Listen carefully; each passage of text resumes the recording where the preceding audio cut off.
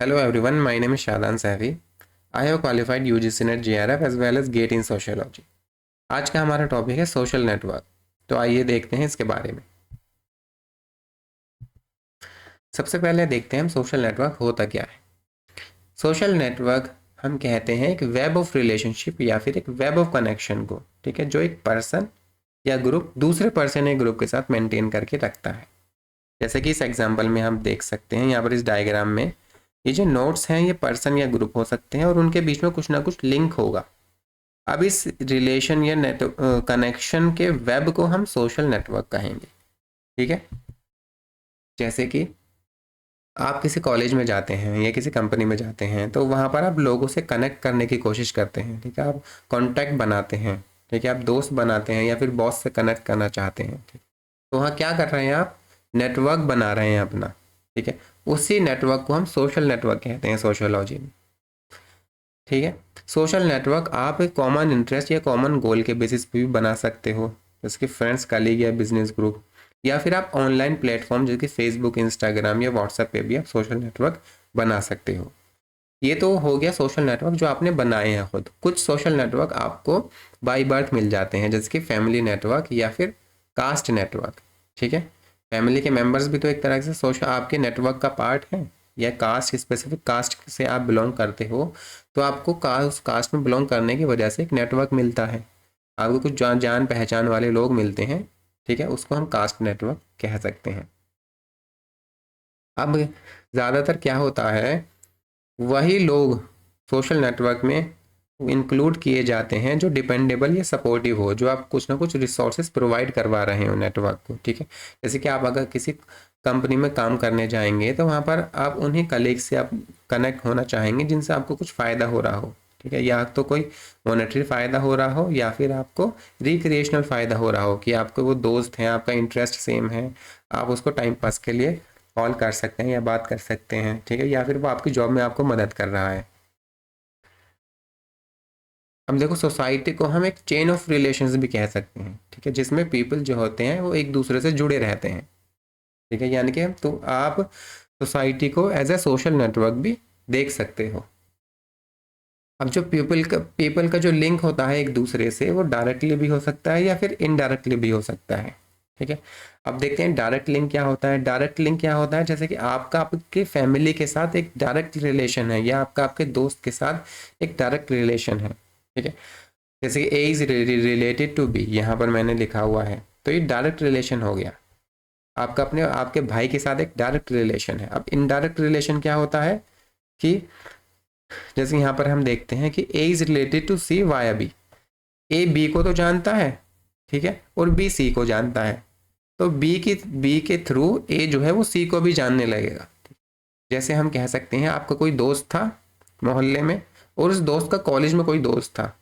अब वो कॉलेज वाले दोस्त को घर लाया तो आप अपने दोस्त के कॉलेज वाले दोस्त को भी जानने लगे, तो आपका एक इनडायरेक्ट रिलेशन एस्टेब्लिश हो गया आपके दोस्त के कॉलेज वाले दोस्त के साथ। अब ये जो चेन ऑफ रिलेशनशिप होती है इसकी स्मॉलेस्ट यूनिट क्या होगी? एक डायडिक रिलेशन। डायडिक मतलब दो लोगों के बीच का रिलेशन, ठीक है। अब देखो, कुछ फैक्टर्स होते हैं, caste, class, gender, education, occupation, ठीक है, ये स्ट्रक्चरल फैक्टर्स हैं, ठीक है।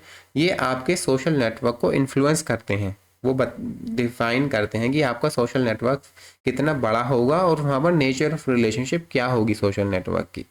जैसे हम कोई एक एग्जांपल ले लेते हैं, जेंडर का एग्जांपल ले लेते हैं, ठीक है। जो हाउस वाइफ्स होती हैं, जो घर पर रहती हैं, उनका जो सोशल नेटवर्क है वो घर तक ही सीमित होकर रह जाता है। मगर जो हस्बैंड्स घर काम पर जाते हैं, वर्किंग हस्बैंड्स होते हैं, उनका सोशल नेटवर्क घर का तो होता ही होता है, मगर जहाँ वो काम कर रहे होते हैं वहाँ के लोग भी उसके सोशल नेटवर्क में इंक्लूड हो जाते हैं, ठीक है।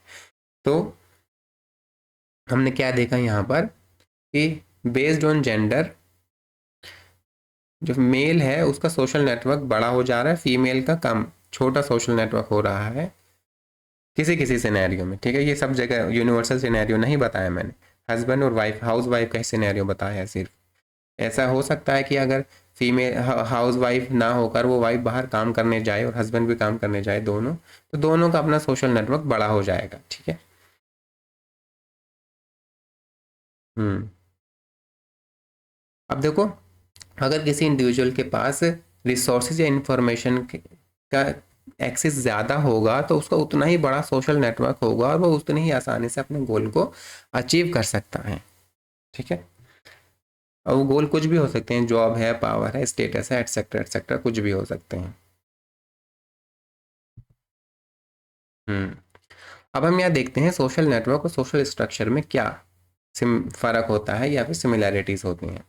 हमने देखा था पिछले लेक्चर में कि सोशल स्ट्रक्चर क्या होता है, एक ब्रॉडर टर्म होता है जिसका मतलब होता है pattern arrangement of individual group roles status norms और इंस्टीट्यूशंस। ठीक है, यानी कि इंडिविजुअल ग्रुप्स या रोल्स के बीच में, डिफरेंट डिफरेंट ग्रुप्स के बीच में कैसा अरेंजमेंट उनका कैसा है सोसाइटी में, उस अरेंजमेंट के पैटर्न को सोशल स्ट्रक्चर कहा जाता था। ठीक है, वो आप पिछला लेक्चर जाके देख सकते हैं।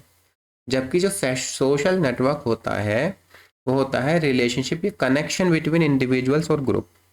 अब देखो यहाँ पर आपको ओवरलैपिंग डेफिनेशंस हैं इसकी।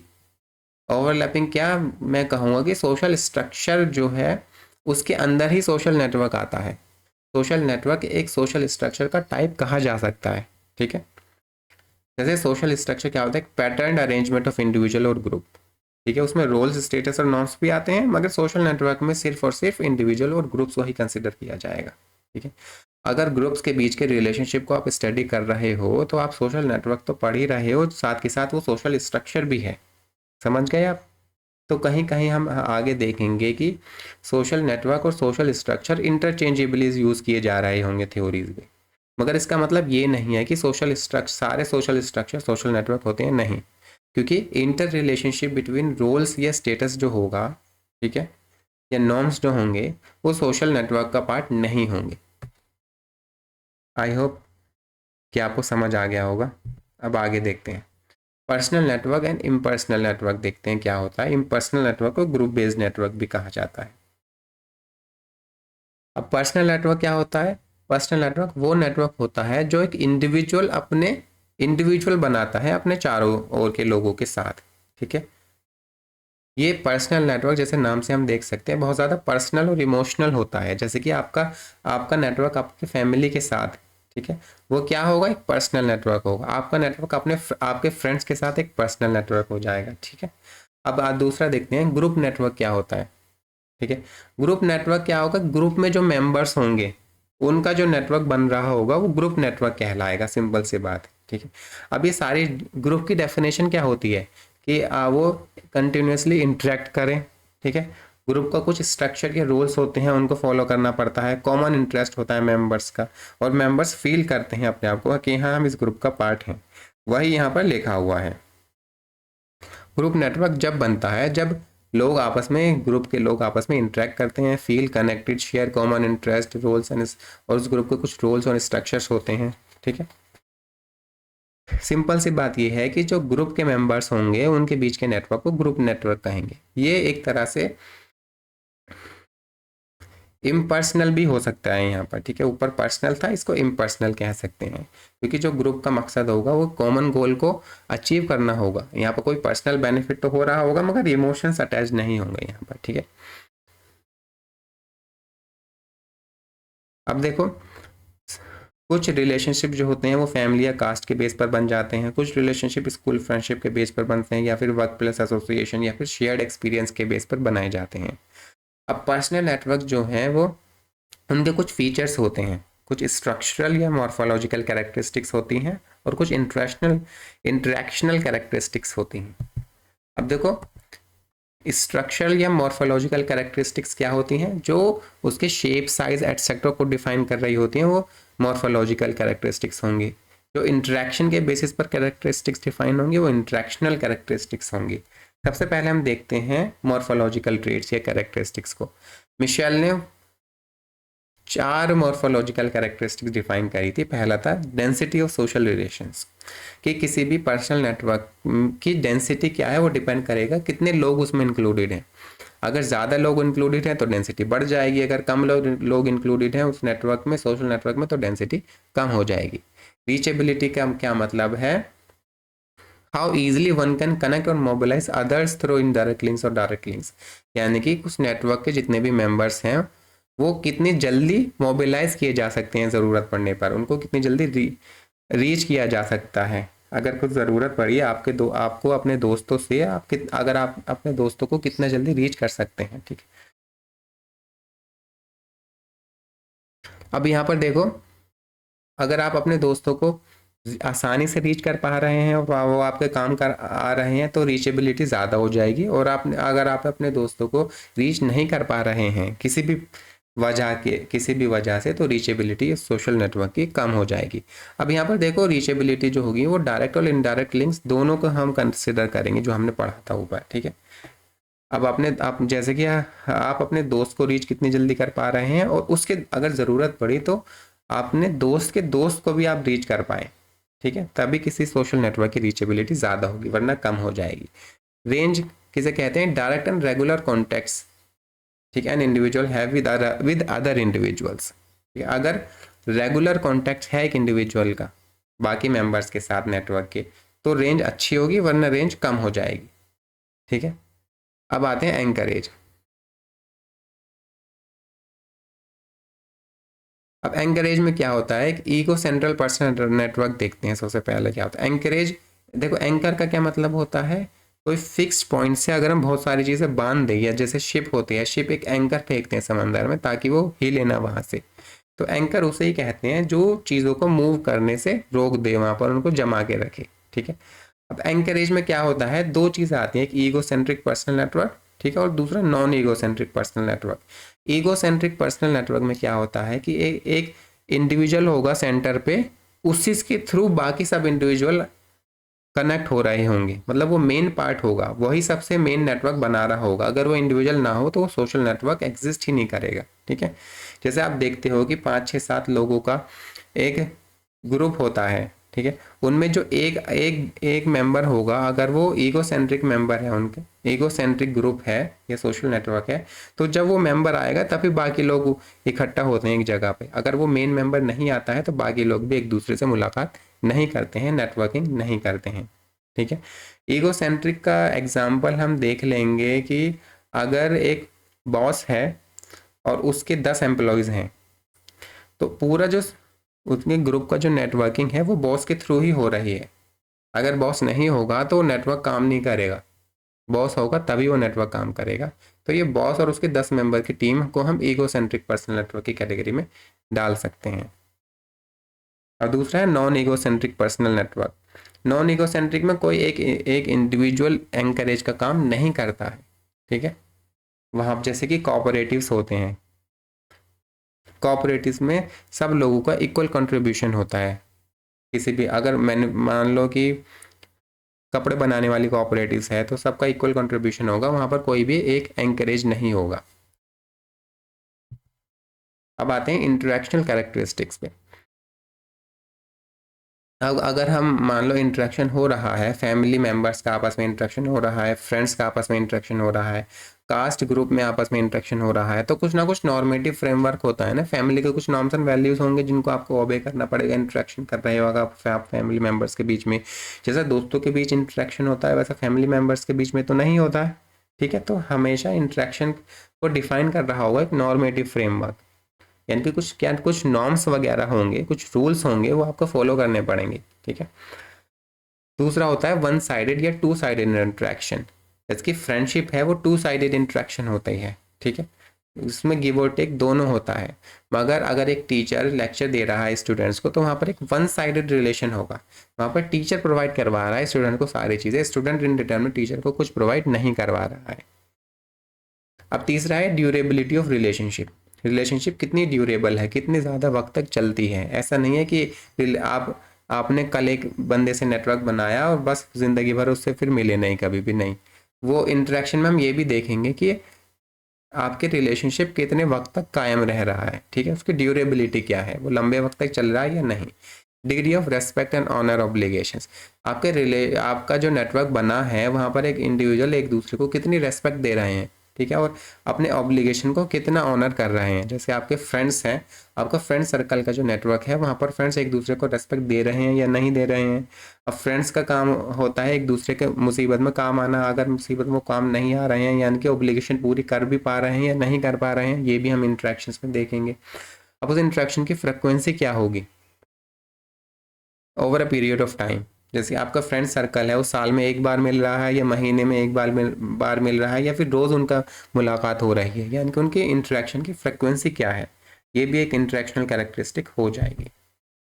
अब आते हैं personal network and social structure. हम देखेंगे कैसे पर्सनल नेटवर्क सोशल स्ट्रक्चर से रिलेटेड होता है। अब देखो, एक पर्सनल नेटवर्क जो होता है वो एक ईगो सेंट्रिक नेटवर्क में कन्वर्ट हो सकता है, ठीक है, और वो ईगो सेंट्रिक नेटवर्क एक सोशल ग्रुप में कन्वर्ट हो सकता है, ठीक है, और वो सोशल ग्रुप जो होता है वो सोशल स्ट्रक्चर के एक यूनिट हो गया अब यहाँ पर, है ना। अब ये जो मैंने चेंज बताया, पर्सनल नेटवर्क ईगो सेंट्रिक में कन्वर्ट हो रहा है और ईगो सेंट्रिक एक सोशल ग्रुप में कन्वर्ट हो रहा है, ये सब डिपेंड करता है कि इन ग्रुप्स जो इंडिविजुअल टू इंडिविजुअल के बीच का जो रिलेशन था या कनेक्शन था उसका नेचर कैसा था, ठीक है, उसकी कैरेक्टरिस्टिक्स कैसी थी। जैसे जो हमने ऊपर कैरेक्टरिस्टिक्स पढ़ी इंटरनेशनल कैरेक्टरिस्टिक्स, वो कैसी थी, उनका शेयर्ड इंटरेस्ट था भी या नहीं, और या फिर सेंस ऑफ बिलोंगिंग। अभी हम इसको देखेंगे, आपको समझ आ जाएगा। सबसे पहले देखते हैं, और इसका रिवर्स भी हो सकता है कि सोशल ग्रुप से ईगोसेंट्रिक बना, ईगोसेंट्रिक से पर्सनल हो गया। सबसे पहला एग्जांपल देखते हैं कि पर्सनल नेटवर्क कैसे ईगोसेंट्रिक में कन्वर्ट हो जाते हैं और कैसे सोशल ग्रुप में भी कन्वर्ट हो सकते हैं। मान लो एक लड़की थी प्रिया, जिसका एक पर्सनल नेटवर्क था अपने नेबर्स के साथ, ठीक है, वो रोज मुलाकात करते थे इवनिंग वॉक के लिए, ठीक है। धीरे धीरे क्या हुआ, जो प्रिया थी वो उस इवनिंग वॉक की सेंट्रल ऑर्गेनाइजर हो गई कि वो ही सबको फोन करके बुलाती थी, तभी सब लोग वॉक पर जाया करते थे। अगर वो किसी को फोन ना करे तो कोई भी वॉक पर नहीं जाता था, ठीक है। तो यहाँ पर क्या हुआ, जो प्रिया का पर्सनल नेटवर्क था वो ईगो सेंट्रिक नेटवर्क में कन्वर्ट हो गया।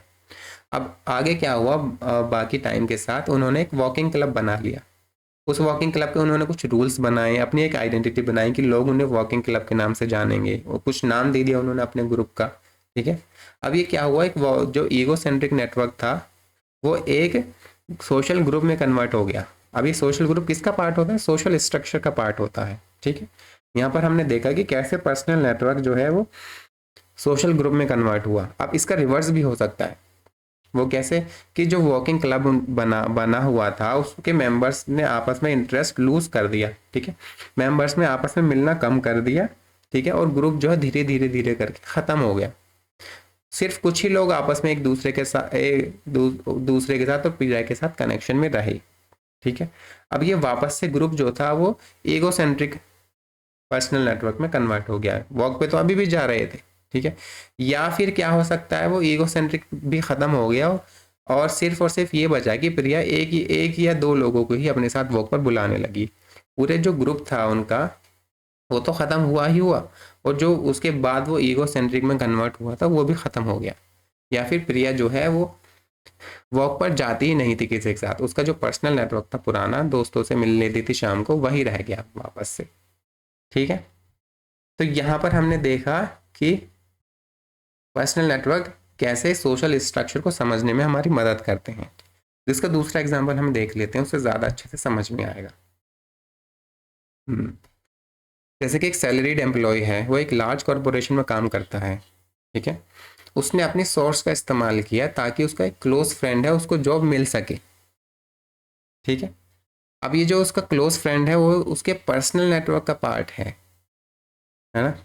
और उसका जो पर्सनल नेटवर्क है उसका जो पर्सनल नेटवर्क है उसने जो सोसाइटी कॉरपोरेशन का जो स्ट्रक्चर है, कॉरपोरेशन का कुछ ना कुछ स्ट्रक्चर होगा ना, उनके एक फिक्स रूल्स होंगे कि वो कैसे लोगों को रिक्रूट करेंगे, ठीक है, कैसे जॉब देंगे। एक फिक्स प्रोसेस होता है, पहले रिटर्न होगा, फिर इंटरव्यू होगा, तब जाके सिलेक्शन होगा मेरिट बेस्ड पे, ठीक है, या फिर जो मार्क्स आएंगे उसके इंटरव्यू और या रिटर्न में उसके बेस पे सिलेक्शन होगा। मगर उसने अपनी सोर्स का इस्तेमाल करके अपने क्लोज फ्रेंड को जॉब दिलवा दी, ठीक है। अब यहाँ पर उसके पर्सनल नेटवर्क जो था, उसका क्लोज फ्रेंड, उसके पर्सनल नेटवर्क ने कॉरपोरेशन के स्ट्रक्चर को अफेक्ट किया, समझ गए। दूसरा है कि उसका जो खुद का पर्सनल नेटवर्क है वो लार्जर सोसाइटल स्ट्रक्चर से इन्फ्लुएंस हो रहा होगा। जैसे उसका जो क्लोज फ्रेंड है वो उसके कास्ट के बेसिस पे भी हो सकता है, उसके फैमिली ग्रुप्स के बेसिस पर भी हो सकता है, कि हो सकता है उसका भाई हो सकता है उसका सेम कास्ट का मेंबर हो, ठीक है। यानी कि उसका पर्सनल नेटवर्क भी सोशल स्ट्रक्चर के से इन्फ्लुएंस हो रहा था, और पर्सनल नेटवर्क ने भी स्ट्रक्चर को इन्फ्लुएंस किया। यहाँ पर जो इन्फ्लुएंस किया था वो स्ट्रक्चर ऑफ कॉरपोरेशन का, कॉरपोरेट स्ट्रक्चर को उसने इन्फ्लुएंस किया, जो कि एक सोशल स्ट्रक्चर का पार्ट माना जा सकता है।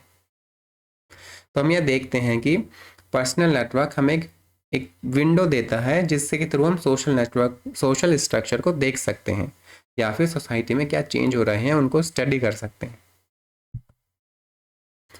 अब कुछ थ्योरीज हैं वो देख लेते हैं हम। नेटवर्क थ्योरी, बैरी वेलमैन ने कुछ पॉइंट्स दिए थे नेटवर्क थ्योरी के बारे में। सबसे पहले देखो तो ऐसा नहीं है कि नेटवर्क थ्योरी एक फिक्स इंडिविजुअल ने दी हो, ठीक है, नहीं, ये एक कॉन्ग्लोमरेट ऑफ थ्योरीज है। एक नेटवर्क थ्योरी एक बड़ा फ्रेमवर्क है जिसके अंदर बहुत सारे थ्योरीज ने अपनी अपनी बातें रखी हैं।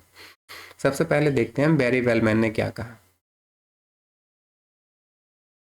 उन्होंने कहा कि जो नेटवर्क एनालिस्ट होते हैं वो स्टडी करना चाहते हैं रेगुलरिटीज किसकी, कि हाउ पीपल एंड कलेक्टिविटीज बिहेव, है ना। यानी कि वो असल में पीपल और कलेक्टिविटीज कैसे बिहेव कर रहे हैं उसको स्टडी करेंगे, ना कि आइडियल कंडीशन को कि कैसे लोगों को बिहेव करना चाहिए या कैसे इंटरेक्ट करना चाहिए। सबसे पहली बात तो ये समझ गए, यानी कि जो एक्चुअल इंटरेक्शन हो रहा है उस इंटरेक्शन में जो एक्चुअल बिहेवियर होगा लोगों का उसको स्टडी करना है। जो आइडियल बिहेवियर सोसाइटी प्रपोज करती है, जिसको हम नॉर्म्स भी कहते हैं, नॉर्मेटिव बिहेवियर क्या होना चाहिए, उसको स्टडी नहीं करते हैं नेटवर्क थ्योरी में। दूसरी बात ये, to study a social structure is to analyse the pattern of ties linking its members. अगर आपको ये मानते हैं कि अगर आपको सोशल स्ट्रक्चर की स्टडी करनी है तो आपको क्या देखना पड़ेगा, उसके मेंबर्स को लिंक करने वाले जो टाइज हैं उसको स्टडी करना पड़ेगा, जो कनेक्शन है, यानी कि एक मेंबर का दूसरे मेंबर के साथ कैसा कनेक्शन है उसको अगर आप स्टडी कर रहे हो तो इसका मतलब आप सोशल स्ट्रक्चर को ही स्टडी कर रहे हो। अब जो नेटवर्क एनालिस्ट होते हैं वो डीप स्ट्रक्चर के बारे में बात कर रहे होते हैं। Regular network pattern beneath the often complex surface of social system. Actors and their behavior are seen as constrained by these structures. Thus, focus is not on voluntaristic actors but on structural constraint. इसका मतलब जो social structure के जो constraint होते हैं उन पर इनका फोकस होता है, ठीक है, जो एक्टर्स के बिहेवियर या उसके नेटवर्क को अफेक्ट कर रहे होते हैं, ठीक है। जैसे कि हमने देखा था कैसे कास्ट या क्लास जो किसी भी इंडिविजुअल की है वो उसके सोशल रिलेशंस को कैसे अफेक्ट कर रही है ना। यानी कि यहाँ पर नेटवर्क थ्योरी में बैरी वेलमैन ने कहा था कि जो लार्जर सोशल स्ट्रक्चर्स होते हैं, ठीक है, वो लोगों को कैसे इन्फ्लुएंस कर रहे हैं, उनके सोशल कनेक्शंस को, उनके पर्सनल नेटवर्क को कैसे इन्फ्लुएंस कर रहे हैं, ये हमें पढ़ना है नेटवर्क एनालिसिस में। अब देखते हैं हम नेटवर्क थ्योरी में क्या होता है। एक्टर्स होते हैं, कुछ लिंक्स होते हैं। एक्टर्स क्या क्या हो सकते हैं, एक्टर्स कुछ पीपल हो सकते हैं, ग्रुप हो सकते हैं, कॉरपोरेशंस हो सकती हैं, सोसाइटीज हो सकती हैं। लिंक्स क्या होते हैं, लिंक्स जो आपस में एक दूसरे को एक्टर्स को कनेक्ट कर रहे होते हैं उनको लिंक्स कहते हैं, ठीक है। जैसे कि आप अपने फ्रेंड्स के साथ कुछ नेटवर्क बनाते हो तो आपका लिंक कैसा है, फ्रेंडशिप का लिंक है आपके साथ, या फैमिली मेम्बर्स के साथ आपका कुछ नेटवर्क होता है तो वहाँ पर फैमिली लिंक्स होते हैं आपके, ठीक है। अब ये लिंक्स जो होते हैं ये आपस में एक्टर्स को कनेक्ट करते हैं, ग्रुप्स को कनेक्ट करते हैं, कॉरपोरेशंस और सोसाइटीज़ को भी कनेक्ट करते हैं, ठीक है। अब देखो जितने भी एक्टर्स होंगे, या तो इंडिविजुअल हो या ग्रुप हो, सबका एक अनइक्वल एक्सेस होगा रिसोर्सेज के। रिसोर्सेज क्या हो सकती है, मनी, पावर एटसेट्रा हो सकते हैं। ऑब्वियस सी बात है, कोई भी एक्टर होगा, इक्वल एक्सेस तो किसी के पास भी नहीं होती है रिसोर्सेज। किसी के पास ज़्यादा पावर होगी, किसी के पास कम पावर होगी, किसी के पास ज़्यादा पैसा होगा, किसी के पास कम पैसा होगा, किसी के पास अच्छी जॉब होगी, किसी के पास बेकार जॉब होगी, ठीक है। जितने भी ये रिसोर्सेज होंगी उसकी वजह से जो स्ट्रक्चरल सिस्टम बनेगा वो स्ट्रेटिफाई हो जाएगा, ठीक है, स्ट्रेटिफिकेशन आ जाएगा स्ट्रक्चरल सिस्टम में, ठीक है। स्ट्रेटिफिकेशन का क्या मतलब होता है कि एक कंपोनेंट जो होता है दूसरे पर डिपेंड करने लगता है। जैसे कि बॉस और एम्प्लॉयज़ के बीच का जो नेटवर्क बनेगा, ठीक है, जो रिलेशन होगा वो स्ट्रेटिफाइड रिलेशन होगा। जो एम्प्लॉयज़ हैं वो बॉस पे डिपेंडेंट होंगे अपनी सैलरी के लिए, ठीक है। तो ये हमने पहले ही पढ़ लिया था कि नेटवर्क थ्योरी एक लूज कॉन्ग्लोमरेशन है बहुत सारे वर्क का। अब वेलमैन ने कुछ प्रिंसिपल्स दिए थे नेटवर्क थ्योरी के, वो हम देख लेते हैं। अब एक्टर्स के बीच की जो टाइज होती है ना, वो मोस्टली, देखो यहाँ पर मोस्टली का वर्ड यूज हुआ है, मोस्टली सिमेट्रिकल या बैलेंस्ड होंगी, ठीक है। यानी कि जितने भी एक्टर हो, अगर दो एक्टर हैं मान लो, ठीक है, दोनों के बीच में गिव एंड टेक रिलेशन होगा। कुछ अगर एक एक्टर किसी दूसरे को कुछ बेनिफिट दे रहा है तो रिटर्न में भी उसको कुछ ना कुछ बेनिफिट मिल रहा होगा, ठीक है। जो गिव एंड टेक होगा वो बोथ वेज होगा, इसलिए ऐसे ही सेम दूसरे एक्टर के लिए भी होगा, ठीक है।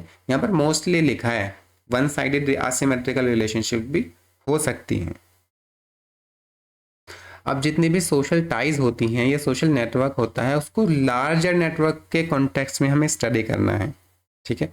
जैसे कि मेरा फ्रेंड सर्कल है, मेरे फ्रेंड सर्कल या मेरे जो फ्रेंड्स का नेटवर्क है उसको मेरी कास्ट या क्लास कैसे अफेक्ट कर रही है, ठीक है, इसको भी हमें स्टडी करना पड़ेगा। ट्रांजिटिविटी, ट्रांजिटिविटी मतलब अगर ए, ट्रांजिटिविटी मतलब क्या होता है, आपके दोस्त के दोस्तों के साथ आपका कैसा कनेक्शन है, उसको ट्रांजिटिविटी कहेंगे। जैसे ए बी को जानता है, बी सी को जानता है, तो ए बी सी को जानेगा, जिसकी वजह से एक टाइट निट सर्कल बन जाएगा, ठीक है। अब आते हैं लिमिटेड कनेक्शंस। अब क्या होता है, अब ऐसा तो है नहीं कि जितने भी लोग हैं वो सब के साथ अपने सारे कनेक्शंस के साथ एक स्ट्रॉन्ग टाइज बनाकर रखेंगे, है ना। किसी के साथ आपके ज़्यादा अच्छे ताल्लुकात होंगे, किसी के साथ आपके कम अच्छे ताल्लुकात होंगे, ठीक है। अब जिसकी वजह से क्या होगा, आपके रिलेशन की स्ट्रेंथ ज़्यादा कम हो सकती है। इसकी वजह से क्या होगा कि छोटे छोटे नेटवर्क क्लस्टर्स बन जाएंगे जिनकी बाउंड्रीज होंगी क्लियर और वो आपस में लिंक भी होंगी, ठीक है। जैसे कि आपके कॉलेज में एक फ्रेंड सर्कल है कि या फिर आपका एक फ्रेंड का नेटवर्क है कॉलेज में, और आपका जो जहाँ आप रहते हो मोहल्ले में वहाँ पर एक दूसरे फ्रेंड का नेटवर्क है, तो यहाँ पर आपके दो नेटवर्क क्लस्टर हो गए। उन दो नेटवर्क क्लस्टर को जोड़ने का काम आप कर रहे हो, ठीक है। ये दो फ्रेंड्स ग्रुप के जोड़ने का काम आप कर रहे हो, आप एक लिंक हो उन नेटवर्क क्लस्टर्स के बीच में, ठीक है। जैसे मैंने पहले बताया था, कुछ टाइज असिमेट्रिकल भी होती हैं जहाँ पर अनइक्वल फ्लो ऑफ रिसोर्सेज होता है, जिसकी वजह से हिरार्की भी बन सकती है। जिसके बॉस एम्प्लॉयज़ की टाइज होती हैं वो अनइक्वल होती हैं, बॉस के पास ज़्यादा रिसोर्स फ्लो होता है, उसके पास ज़्यादा पावर होती है, ठीक है। एम्प्लॉयज़ के पास कम रिसोर्सेज होते हैं, कम पावर होती है, जिसकी वजह से एक हिरार्की बन गई बॉस एम्प्लॉयज़ के बीच में। अब इस अनइक्वल डिस्ट्रीब्यूशन, रिसोर्सेज के अनइक्वल डिस्ट्रीब्यूशन की वजह से कोऑपरेशन और कॉन्फ्लिक्ट दोनों हो सकते हैं, ठीक है, सोशल नेटवर्क में या सोसाइटी में। जैसे कि लोग जो है वो नेटवर्क बना सकते हैं कोऑपरेशन के बेसिस पर किसी भी रिसोर्सेज को अचीव करने के लिए, ठीक है। और वो किसी कंपटीशन में भी हो सकते हैं दूसरे कोऑपरेशन के साथ, दूसरे सोशल ग्रुप के साथ, सोशल नेटवर्क के साथ। जैसे कि एग्जांपल लेते हैं कि कुछ किसानों ने आपस में मिलकर एक कोऑपरेटिव बनाया ताकि उनकी फसलों को एक अच्छा दाम मिल सके, ठीक है। ऐसे ही दूसरे शहर के किसान हैं, उन्होंने भी कोऑपरेटिव बना लिया।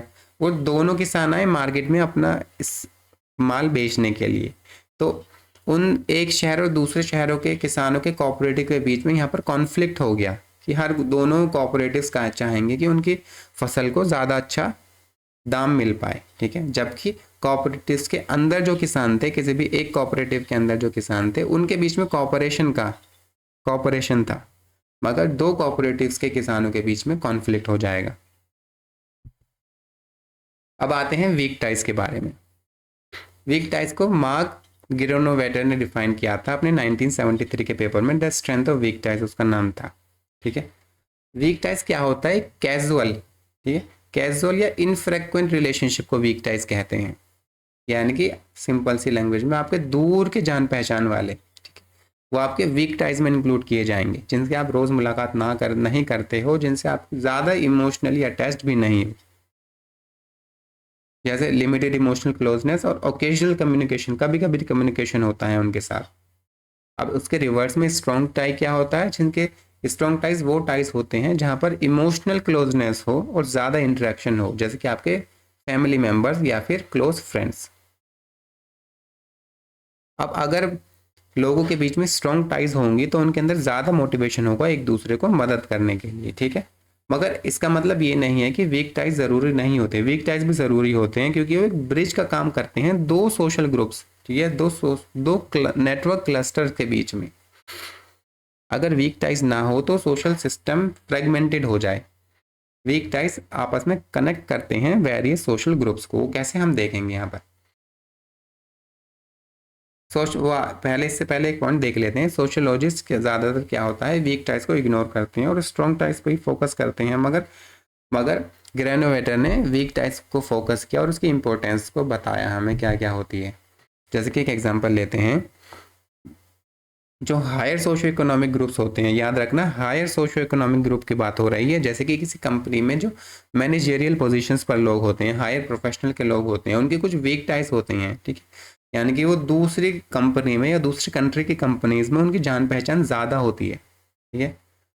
तो उनके अपने वीक टाइज का इस्तेमाल करके वो नई जॉब को तलाश कर रहे होते हैं और उनको मिल भी जाती है आसानी से, ठीक है।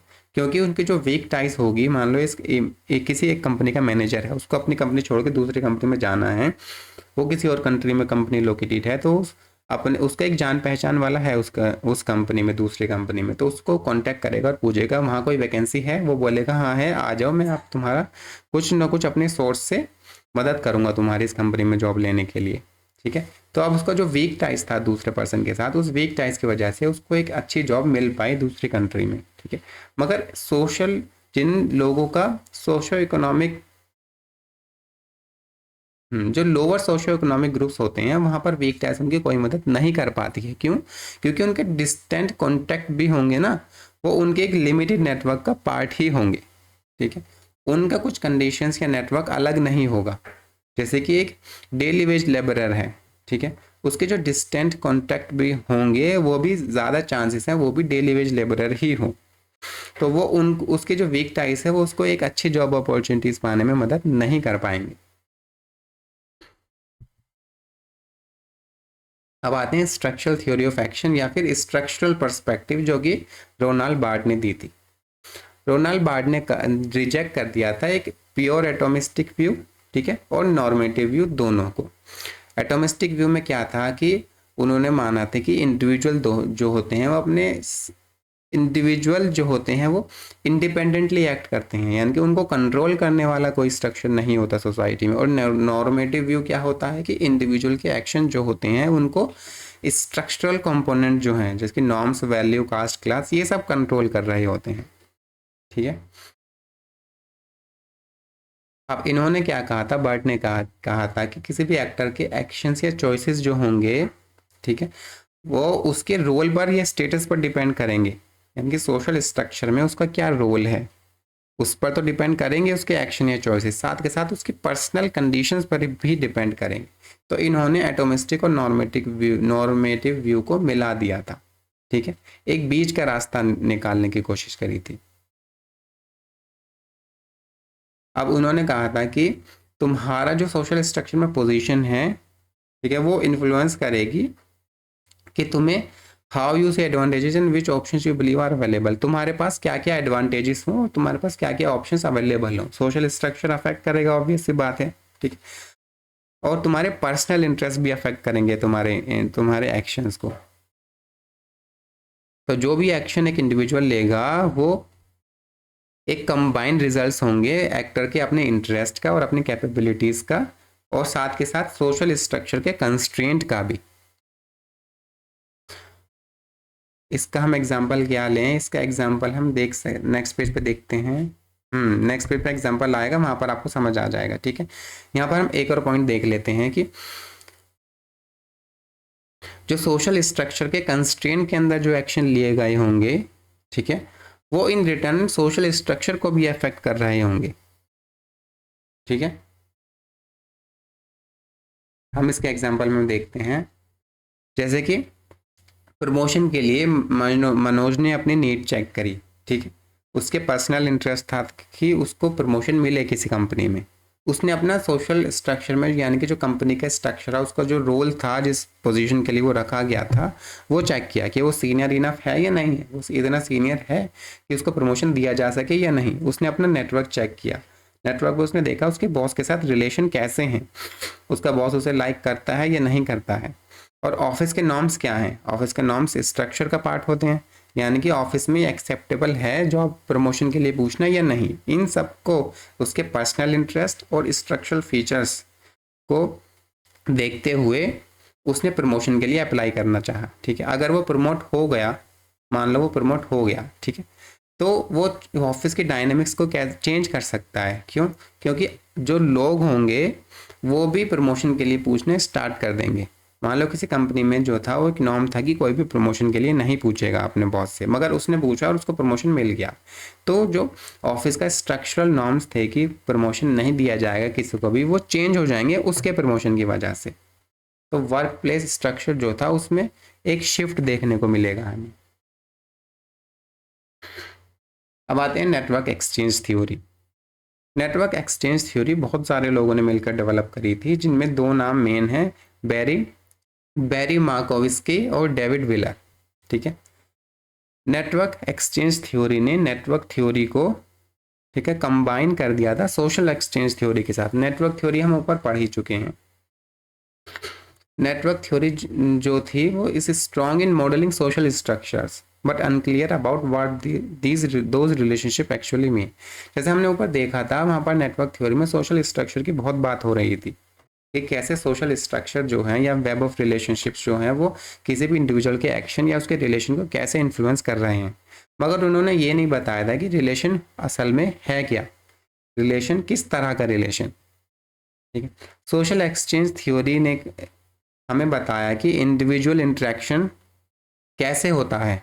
ठीक है, इंडिविजुअल इंटरेक्शन जैसे कि एक्टर्स जो होते हैं वो आपस में एक दूसरे के साथ इंटरेक्ट करते हैं। ठीक है, कुछ ना क्यों इंटरेक्ट करेंगे, ताकि वो बेनिफिट्स को एक्सचेंज कर सकें। अगर बेनिफिट्स एक्सचेंज नहीं होंगे तो फिर इंटरेक्शन भी नहीं करेंगे इंडिविजुअल।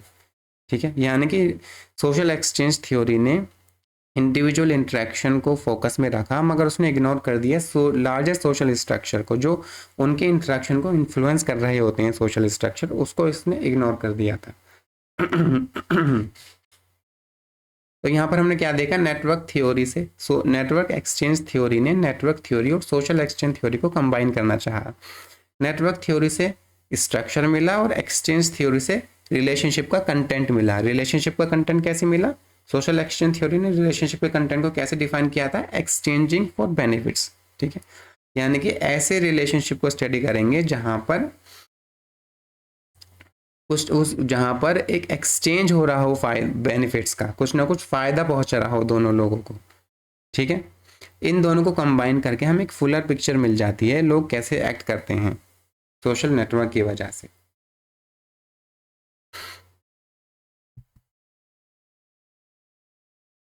नेटवर्क एक्सचेंज थ्योरी ने क्या कहा था कि सोशल एक्सचेंज एक लार्जर नेटवर्क के अंदर ही होते हैं। ठीक है, और किसी भी एक्टर की जो पावर होगी वो डिपेंड करेगी उस लार्जर नेटवर्क में उसकी पोजीशन क्या है। ठीक है, अगर the more exchange opportunities an actor has the more control and benefits they can gain. अगर किसी भी एक्टर की एक्सचेंज अपॉर्चुनिटीज ज़्यादा होंगी, अगर उसके ज़्यादा से ज़्यादा वो एक्सचेंज बेनिफिट्स एक्सचेंज कर पाएगा लोगों के साथ, ठीक है, तो उसको उतना ही ज़्यादा उसके हाथ में कंट्रोल होगा और उतना ही ज़्यादा उसको बेनिफिट मिलेगा। जैसे कि एग्जांपल हम किसी भी ऑफिस में बॉस और एम्प्लॉयज़ के रिलेशन को ले सकते हैं। इसका मतलब ये है कि ज़्यादा अगर किसी को एक्सचेंज की अपॉर्चुनिटीज़ दी जाएंगी तो उतना ही ज़्यादा उसके पास बेनिफिट्स आएगा। ठीक है, और पावर भी आएगी, जैसे कि बॉस एम्प्लॉयज़ के रिलेशन में हम देख सकते हैं।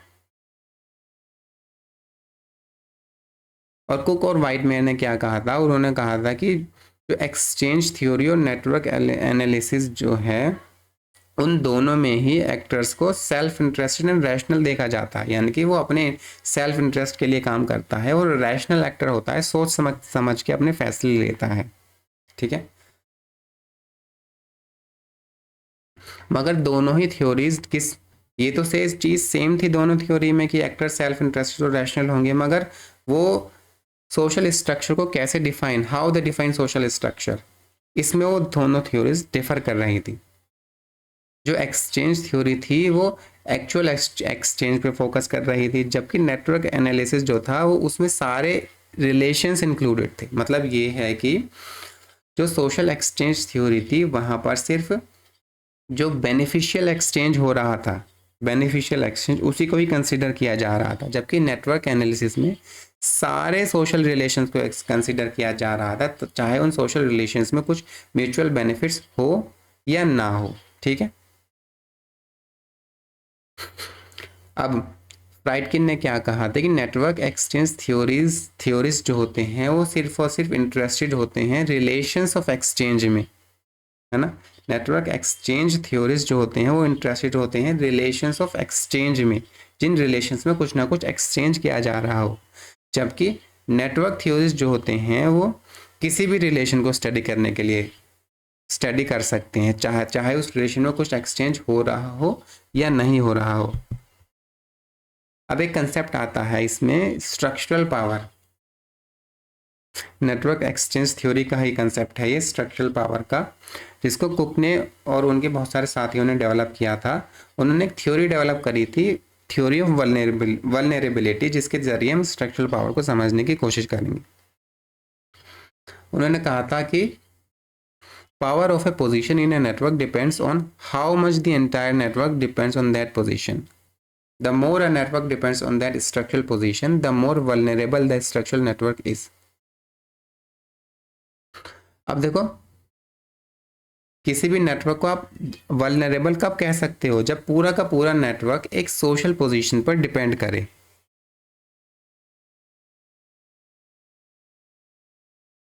कोई एक पोजीशन है, अगर पूरा का पूरा सोशल नेटवर्क सिर्फ और सिर्फ उसी पोजीशन पर डिपेंड कर रहा है तो वो नेटवर्क पूरा वल्नरेबल हो जाएगा।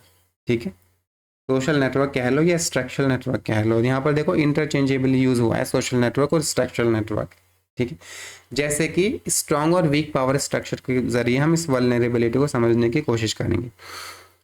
स्ट्रॉन्ग पावर नेटवर्क्स क्या होते हैं?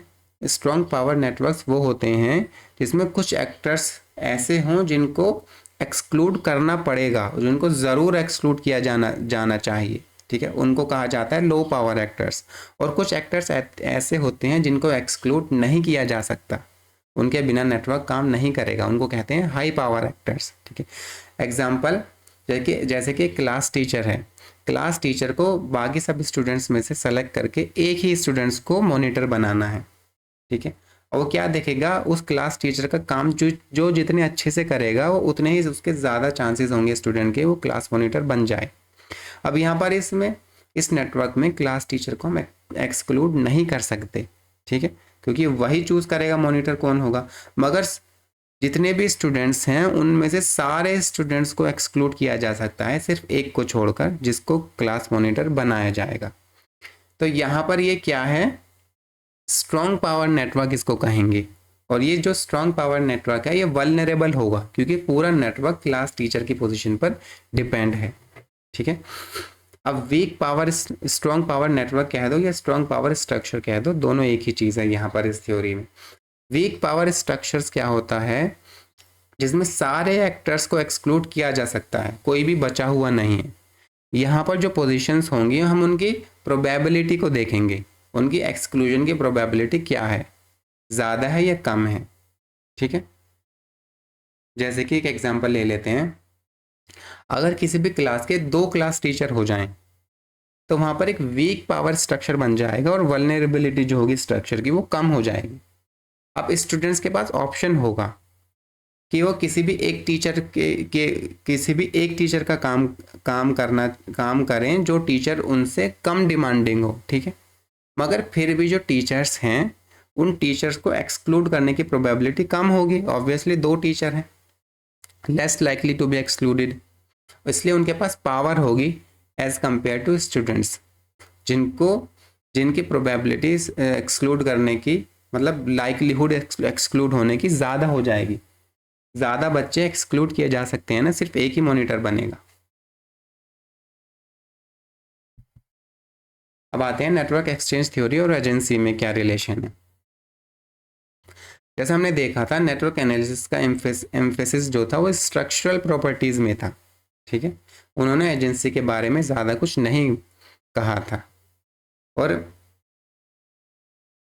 जो सोशल एक्सचेंज थ्योरी है उसने रैशनल एक्टर्स को तो एज्यूम किया था, मगर but overlooks their ability to reshape networks to improve their bargaining power. मगर उन्होंने इस चीज़ को इग्नोर कर दिया था कि जो इंडिविजुअल्स होते हैं वो सोशल स्ट्रक्चर या सोशल नेटवर्क को रिशेप कर सकते हैं अपनी पावर को इम्प्रूव करने के लिए।